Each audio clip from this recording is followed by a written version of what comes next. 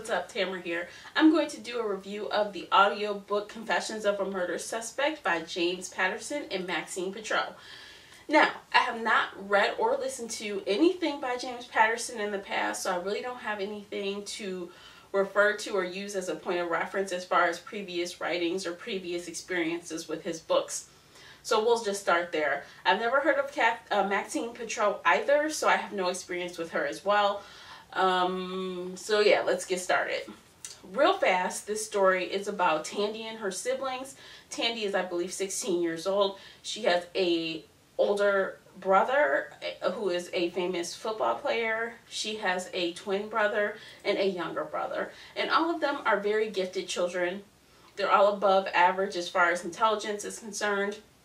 And they all have been raised by tiger parents, I guess we'll say. Their parents, Maud and Malcolm, they're really hard on their kids.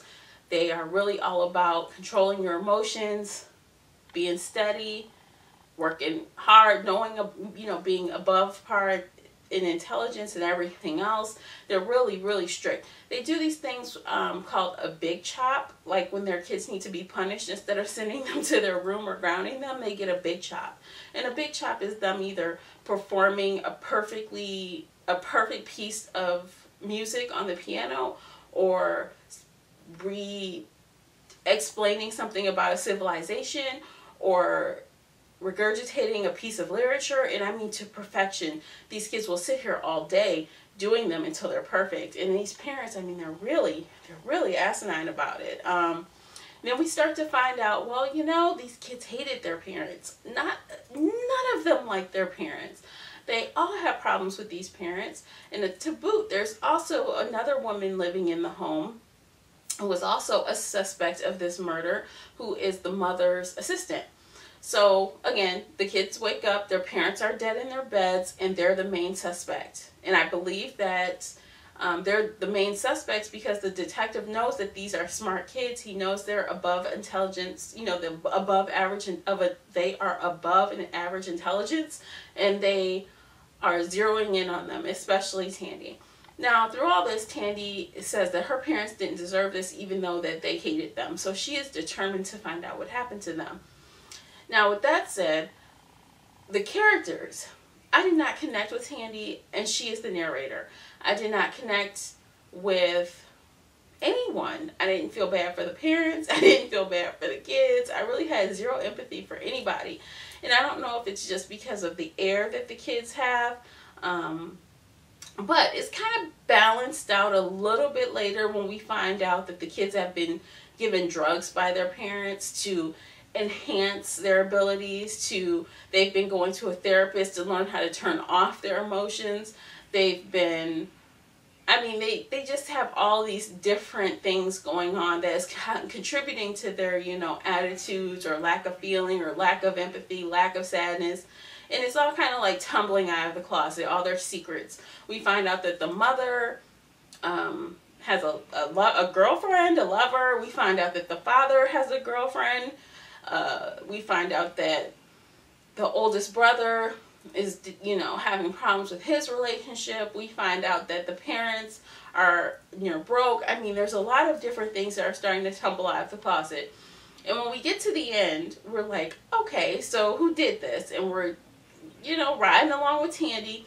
Side note, Tandy is kind of speaking to the audience like one-on-one, which is a little strange, but okay, I can roll with it. So we get to the end, and we figure out what happens, and it's a complete letdown. You find out all these things about the parents. You find out that they have a lot of enemies. You find out that, they really weren't good people. Yeah, they had kids. Yeah, I think that they thought they were doing what was right for them, but they were not the best parents. And the kids were defective almost, due to their, how they were raised. They all need therapy, and not the kind of therapy they've been getting this far. They need a touchy-feely therapist, all of them. So, yeah, that's it, basically, in a nutshell. Tandy tries to figure out what happened. We find out, and it's a downer. So, what would I rate this book, considering those factors? I would probably rate it 2.5, but since I don't really do half ratings, I'll bump it up to a 3 out of 5 bookmarked. And I do feel like that 3 is generous. I would not read another book by James Patterson. I just don't know. I'm not really into detective series like that, number one. And number two, if I were to read it, I would probably try something adult. This was it just didn't do it for me at all. It wasn't bad, but it wasn't spectacular in any sort of way. It was forgettable. The characters were forgettable. I mean, I had to hurry up and do this review before I lost the details. Like, I listened to the audiobook last month, and it's been about 2 weeks since I've listened to it. I should have probably did the review sooner, but it is what it is. So will I continue with this series?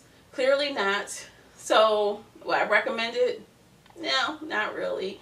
I don't know. Let me know, you guys, if you've read or listened to this book on audio.